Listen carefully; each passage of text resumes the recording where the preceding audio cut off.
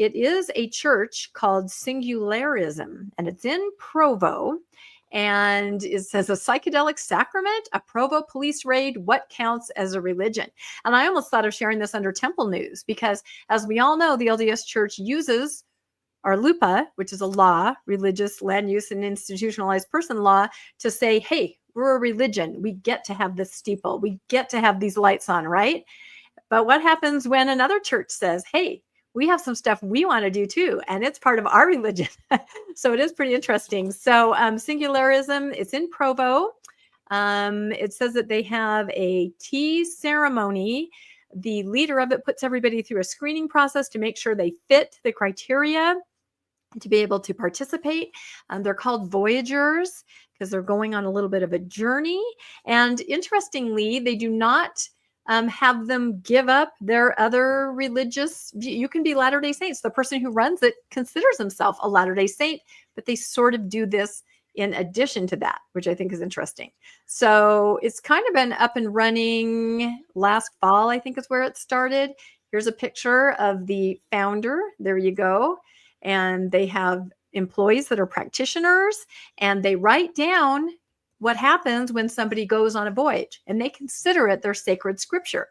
So they talk to somebody after they've experienced it, and they write down what's happened. And to them, it is scripture. And that's important when you find out what the police seized, right? He showed this reporter in this article. They pour the water. He prepares the mushrooms, the tea ceremony. He's also a former therapist, so he knows what he's doing. Okay, so this church is going along, I think, for a couple months. And then suddenly in November, the Provo police came in. They took all of their sacrament, right? That would be their mushrooms. And not only that, but they took their sacred scripture. They took the binder of people's experiences. Exactly. So, yeah, very interesting. Yeah, here it is where it talks about, different things that go into the sacred scripture that they have. So it really brings up the point, the question, what makes a legitimate religion, right? And I think we can all go round and round on this. I mean, the LDS Church claims they've got to be able to have a steeple. They really can't do the things they need to do inside the temple without that steeple. Singularism says we've got to have our sacrament and we need our scripture book because we wrote down everybody's experience. Any thoughts so far about this religion and what happened? Yeah, there's a huge difference. The Mormons are the Latter-day Saints, not the Latter Saint Days. Oh, okay. There it is. Well, sometimes you get mixed up, I guess. So I thought this was interesting. This was in the Deseret News because they reported on this, right? And it says religious freedom protections. In 2024, Utah lawmakers passed a state-level Religious Freedom Restoration Act. This is similar to our LUPA, but it's on a state level. Many states have this, right? And they passed it in Utah, right? I think kind of to protect the LDS Church, that gives Utahns more power to challenge government actions that interfere with their religious beliefs. In a world that's increasingly hostile to religion, these amendments are an important expression of Utah's long-established commitment to religious freedom, right? This is all back in 2024. So this bill, the SB 150, was signed into law, and 8 months later, the Singularism cited the law in a case that is now testing the limits of that long-established commitment to asking whether religious freedom protections extend to a new faith group using psychedelic mushrooms in its ceremony. So the raid happened. The founder was arrested. He's in trouble. They took their sacrament. They took their binder. And now the people who were arrested, they've gone to court. They've said that was wrong. That was not correct. New faith group that uses psychedelic mushrooms lands legal win under religious freedom law. So this is what happened, which is very interesting. So they go to court and you can maybe even talk on this, RFM. What do you think they would be complaining about based on what this says? Our LUPA should protect them. Yeah, exactly. Or the Utah version. That's right. Hey, we're a religion. We have a sacred scripture. We have sacred sacrament, and the police broke in. You have to prefer us. Yeah, exactly. That's exactly right. So the complainant says that Singularism and the faith group nonprofit arm, Psychic Healing and Bridging LLC, they utilize the sacrament tea to access the divine, to open spiritual pathways and alleviate human suffering by weaving together centuries of all kinds of practices. And this is their approach to mental health clinicians. So the court documents say that law enforcement searched their spiritual center, seized their items like the sacrament used in the ceremonies, and they also threatened the landlord that they have to kick them out. So, I mean, this is a church, right? They're threatening the landlord. Isn't it? What? Psilocybin. Psilocybin. Yeah, The active psilocybin. ingredient in the mushrooms. I had to look that up, how to pronounce it, because I'm just that not There was knowledgeable. the second time you had avoided reading it, so I thought I'd throw it. Thank you for pointing that out. Yes. Okay. It's true though, because I knew if I pronounced it wrong, you would draw attention to it. I hedged my bets. I thought if I ignore it, maybe he won't draw attention to that. I should have known better. Back to the IRS story. Exactly. That's it. There are some things I can't pronounce. I'm sorry. Or I don't want to try. The lawsuit said Jensen now facing impending criminal charges related to, say it RFM. Oh, let's see if you remember. Psilocybin. Yes. That's psilocybin? Okay. Very good. I can learn new words. That's right.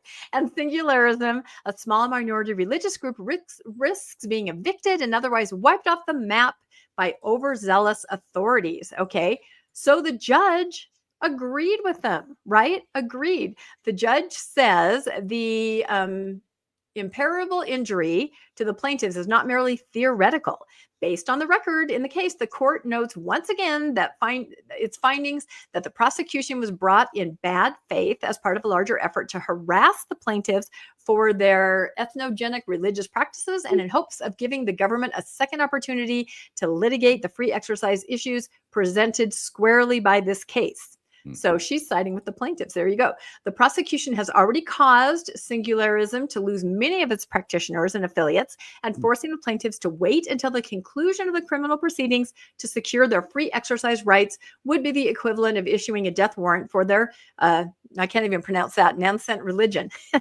For those reasons, the court grants the plaintiffs the motion for an anti-suit injunction pending final judgment in the court, enjoining further proceedings in the state criminal case against Mr. Jensen, insofar as the case prosecutes him for violating the Utah Controlled Substances Act prohibition on psilocybin. So what does that mean, RFM? What have they said that the founder doesn't have to do or does have to do?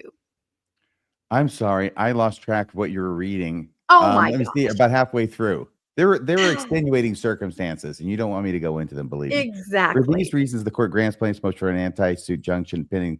Okay, so they can proceed with their civil action against the government before the criminal case is done, I think is what the order is. Yeah, exactly. They're saying that what they did raiding it and then prosecuting them was not right because they are protected under that new law in Utah.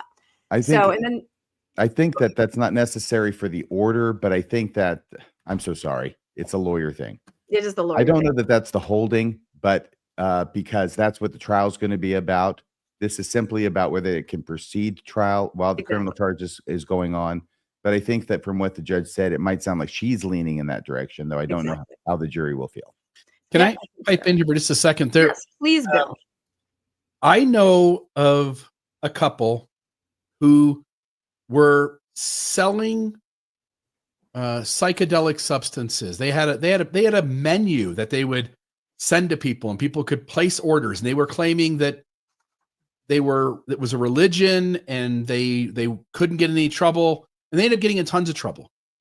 But I think they missed a step, which is to actually go through the government process to make yourself a religion. It sounds very clear that these folks did that. They went through all the paperwork, did all the things. They are a church. And if the LDS church says, you can't ask us anything about steeples, we get a free pass no matter what, it seems like that's an indicator that for the most part, religions can do essentially whatever they want to do, maybe outside of some things that show direct harm. There's also tons of data that psychedelic substances like magic mushrooms, MDMA is another one that there's good research on, that these things are now being used in therapeutic ways. And there are tons of good data showing that they are more effective than the opiates and the standard drugs that we prescribe people. And I think we're moving into a place, and this case seems to be an indicator of this, but I think we're moving to a place where, again, I think if they jumped through all the hoops they were supposed to jump through, they might win here and be able to practice what they want to do. And I think anybody who has some real life experience with conscious altering tools, there are tons of benefits that people swear by that were life changing for them. And I don't think the revelations of magic mushrooms are any less than those of a good Mormon saying a prayer. And speaking from experience, they can be significantly better.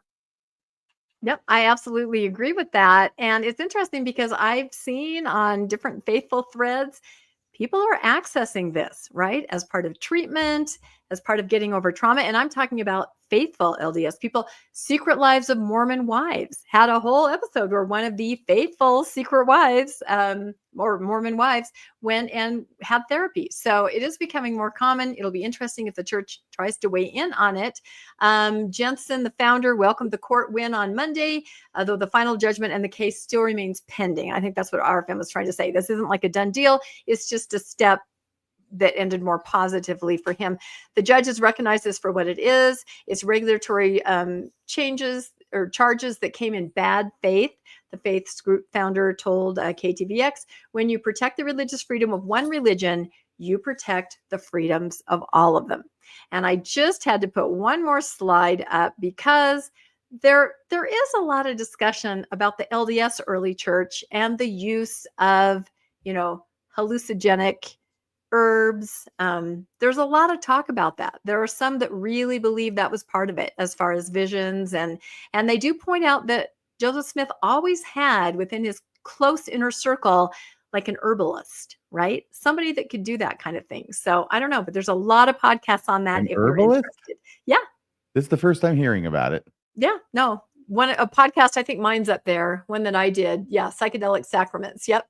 We talked about that. Sancho Panza, Joseph Smith always has his herbalist writing nearby. Yeah. Somebody's in the inner circle that knows how to do that kind of thing. So I don't know. I'm just throwing it out there. So Like King's Foil? I think so. Yeah, that's exactly right.